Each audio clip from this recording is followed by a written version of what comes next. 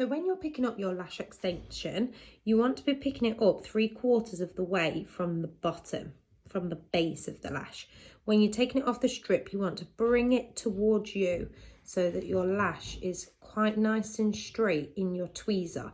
So you're coming in with your tweezer from a side angle like this. You're coming in from the side, not from the front, because then your extension will be at the wrong angle in your tweezer. So you want to 3/4 of the way from the bottom, putting it into your tweezer a little bit. Sometimes if it's too near the tip, then it tends to twist and turn and flick off if it's too near the tip of your tweezer. To kind of get it into the sweet spot of your tweezer, and you're bringing it towards you. You want it to be kind of pointing straight down so that you can just angle your hand and put that on an outer corner or an inner corner, or you could turn your hand that way and bring it onto an inner corner or an outer corner on the right eye. You can also place the lash back down on the sticky pad and angle your tweezers so that you've got the lash in at an angle like this.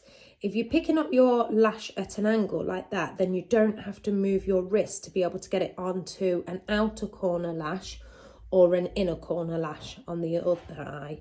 You can pop it back down and bring your tweezers in at the other angle so that it's facing inwards. So you could place that on the inner corner of the left eye or the outer corner of the right eye. Obviously, depending on which hand you're holding your tweezers in, I hold mine in my left hand. So if you're holding yours in the right, it'll be the opposite. And now on to how we're dipping our extension into the adhesive. So the reason that I say hold the extension 3/4 of the way up from the base is because if you're holding it too low, you run the risk of getting your tweezer in the adhesive as well. And then when you come to let go of the extension to place it on the lash, it ended up sticking to your tweezer rather than sticking to the lash. So hold it, this particularly on smaller lashes, your 6, 7, 8. You need to be holding that really near the tip so that you've got room to get your adhesive on and you've got room to slide that lash on without bashing it onto your isolation tweezers as well. So when you're dipping in your glue, you want to go into the center of the adhesive, because if you are just skimming the top, you're skimming the bit that's already starting to cure. So you want to go into the center of the glue and back out the way you came. If your humidity is on the higher side, then I'd just pick up a little bit more glue. So rather than in and out, you're scooping it up to pick up a little bit more, just to try and keep it wet as we're going to the lash. On the other hand, if your humidity is quite low, you want minimal glue on there so that we're giving time for it to dry. We don't want it to be too wet because it's going to take longer to cure onto the lash. Okay, now on to isolation. So to isolate, you're going to be using a curved tweezer. The reason that a curved tweezer is easier to use sometimes if you've got more of a curve like this one, that's great for people who have got deep set eyes. So you're using these tweezers to go over the brow, the prominent brow or the hood. You have other tweezers like this that's not so curved. If you've got clients who haven't got that brow bone to get over, it's whatever works for you and whatever feels comfortable for you. So you're going to use the curved tweezer. What this means is if you was using a straight tweezer, you would have to hold your hand up like this to be able to get the lash isolated. I would have to put it up like that to get down to isolate that lash. When you're doing that, your hand is then in the way of what you are wanting to see. So if we use the curved tweezer, we can place our hand flat on the client's head and just these tweezers are there. And that's all we can see. So we've got a really clear vision. So we're going in like that. I also use sometimes, especially, I mean, with this, they're pretty sparse and they're pretty clearly isolated anyway. They're easy to isolate. When you've got a real client, they're going to have layers upon layers. They're going to have a lot more lashes and they're going to be a lot closer together. So I use my straight pair of tweezers to move a bunch of lashes out of the way. And so we can isolate like that. Now, your client is going to have on a pad or they're going to have on tape. So when you have got your lash isolated like that, you can rest your curved tweezer on the pad or on the tape, because if you're just hovering above, when you're going away to get your lash, you can tend to move and you lose your isolation. So you can rest those tweezers. It's so hard to film with the camera. Rest those tweezers on the iPad like that, as long as the weight is on the client's forehead and it's not on the client's face. Never want to be putting any pressure at all on that client's eye. If you do put pressure, one, it moves the pad, two, it's uncomfortable for the client, and yeah, you can push the pad down and that will let loose the bottom lashes, and then that's how you get bottom lashes stuck to top lashes. So we've isolated our lash. We're going to pick it up, our extension into the adhesive, come across, and then you're going to rest on the client's face somewhere so that you've got a really steady hand, and you're going to come in and we're placing it about 0.5 to a millimetre away from the client's lash line. We don't want it to be too close. The closer it is, the more likely the client is to get an allergic reaction. It's uncomfortable for the client when they squeeze their eyes shut. You can feel the end of the plastic synthetic lash.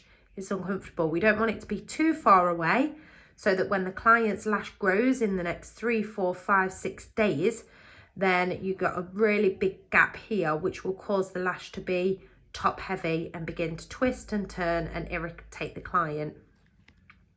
Once you've placed the lash on in the middle, we want to be going well away from the lash that we've just placed, because we don't want to be pushing a dry lash that hasn't got an extension onto the lash that you've just placed on, because the adhesive still might need a little bit more time to cure. So well away from it. We're going to choose a lash over here, resting on the pad, taking our extension into the adhesive and back over. Oh, I can't see. Over there. And it's not easy to film and do this at the same time. And up and off. And then over towards the inner corner. The benefit of doing this is, as beginners and sometimes even lash artists, they just don't like lashing inner corners. They're trickier. But doing it this way, you are placing inner corner lashes on throughout the set and you're not leaving them till the end. So open up really wide. Oh, you can't see. There you go. And on. Like that. If my lash went on and it was in the wrong direction, I would use my tweezers and I would move the tip of the extension to get it in the direction that I want it to go in. And then when you come away, you're going up and away, so that you're not dragging that tweezer off. And when you're putting an extension on, make sure that you're opening your tweezers really wide. If it's really thin like this, one, you can't see because your tweezers are in the way. Two, you run the risk of getting your extension stuck to your tweezer because it'd rather grab onto the tweezer than the lash. So open up as wide as you possibly can so that you've got a really clear view of the natural lash that you want to be popping on. And on. And up and away and back over. Opening up really wide. And then if you do keep losing your isolation, then when you pick up your extension, check check that your isolation is still there before you dip it into your adhesive.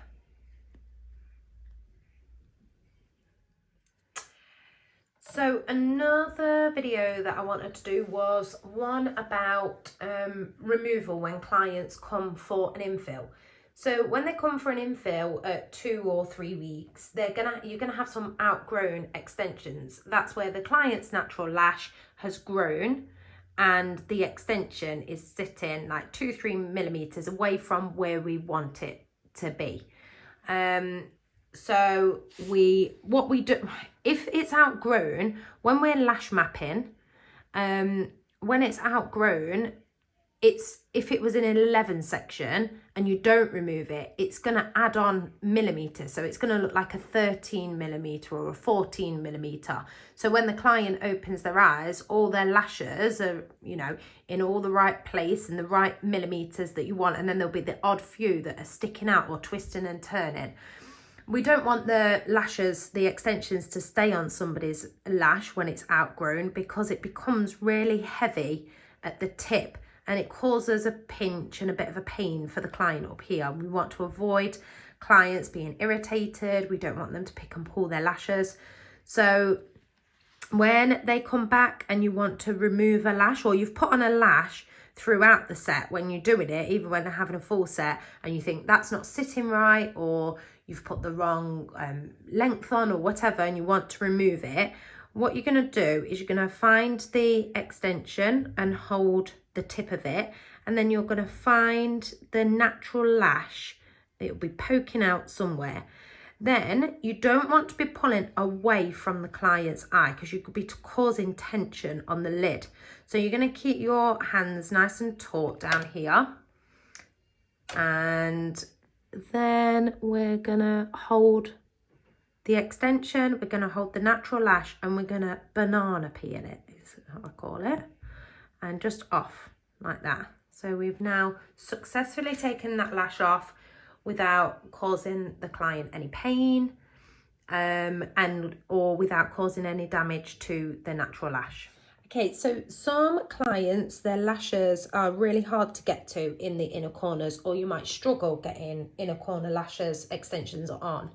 A quick tip to do is, if you take a piece of micropore tape and place it at near the inner corner of the client's lash, only tape a little bit down, just a small section of it down, and then you're going to pull and pull and pull over and then stick it there. It means that those lashes in the inner corner that can sometimes be trapped underneath the pad, or are really curly or are really turning in, will then stand up and become a little bit easier to get to and easier to isolate.